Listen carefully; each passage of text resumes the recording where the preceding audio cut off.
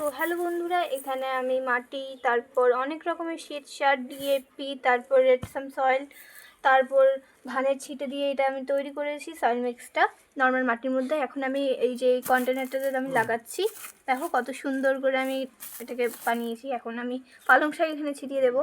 এই যে পালং শাকের বীজ তোমাদের সাথে তো শেয়ার করেইছিলাম, ওই 10 টাকার পালং আমি কত জায়গায় খালি ফেললাম। এই যে দেখো ছিটিয়ে দিচ্ছি, জানি না সবগুলো ছেটাবো কি না। এই যে সবগুলোই আমি ছিটিয়ে দেবো, কারণ এইটুকু আবার কোথায় ফেলবো, এটার জন্য আবার ফের একটা আলাদা গ্রো ব্যাগ বানাতে হবে।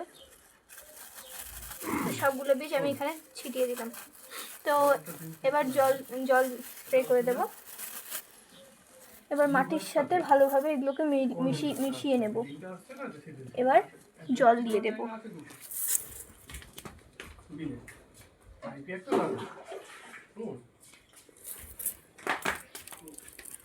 এই যে এবার জল দিয়ে দিলাম হাত দিয়ে।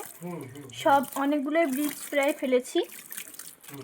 তো টাটা, দেখাবে নেক্সট ভিডিওতে।